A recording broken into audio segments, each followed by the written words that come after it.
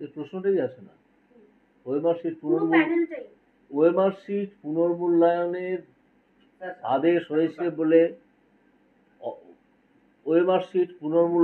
আদেশ হয়েছে বলে আমি একটা বিশিষ্ট চ্যানেল সেখানে এই এতক্ষণ দেখছিলাম, সেখানে দেখেছি।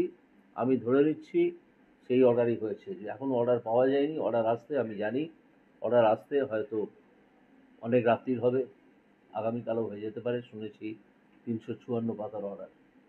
এই পুনর্মূল্যায়নের আদেশ, এই আদেশের পর আর কোনো প্রশ্ন থাকে না যে যোগ্য প্রার্থীরা চাকরি পাবেন।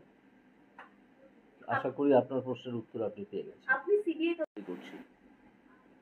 তিনি যেভাবে শিক্ষিত এবং যোগ্য চাকরি প্রার্থীদের জীবন নষ্ট করেছেন এতদিন ধরে, একের পর এক মামলা সুপ্রিম কোর্টে নিয়ে গেছেন, তারপর সুপ্রিম কোর্ট 19টা মামলা এবং তারপরে তার সঙ্গে আরও অনেক মামলা যুক্ত হয়েছিল কলকাতা হাইকোর্টে জাস্টিস দেবাংশু বসাক এবং জাস্টিস সব্বর রশিদি ডিভিশন বেঞ্চে, এবং দীর্ঘদিন ধরে তাদের সব কোট আনকোট বিখ্যাত উকিলরা সে মামলা লড়েছিলেন। আজকে হাইকোর্টের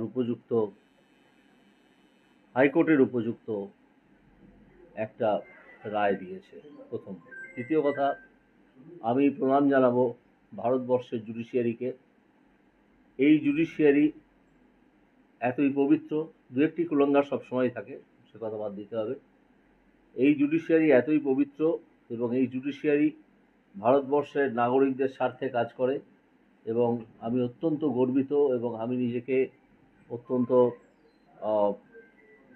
ভাগ্যবান বলে মনে করি যে আমি বেশ কিছুদিন এই জুডিশিয়ারির অঙ্গ হিসেবে কাজ করেছিলাম, বিচারপতি হিসেবে। তো তৃতীয় ব্যাপার হচ্ছে যে এই যে যারা উপযুক্ত প্রার্থী তাদেরকে যে ডিপ্রাইভ করেছিলেন, বঞ্চিত করেছিলেন, ঠকিয়েছিলেন এই মিথ্যাচারী মুখ্যমন্ত্রী এবং তার দল,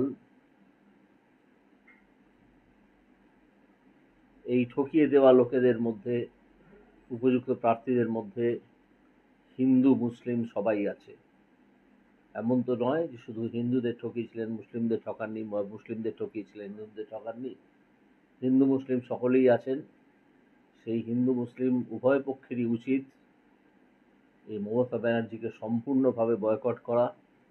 এবং আমি একটু পরেই সাংবাদিক সম্মেলনের শেষে এখান থেকে আমাদের কেন্দ্রীয় নির্বাচনী অফিস থেকে শুরু করব একটি পদযাত্রা বর্গভীমা মন্দির অবধি, যেখানে আমি উভয় সম্প্রদায়ের মানুষের জন্যেই, অর্থাৎ হিন্দু মুসলিম উভয়ের মানুষের জন্যেই, অর্থাৎ যারা যোগ্য প্রার্থী তারা যাতে চাকরিটা পায়, এতদিন বাদে 2016 সালের পরীক্ষা, বুঝতেই পারছেন 8 বছর হয়ে গেছে,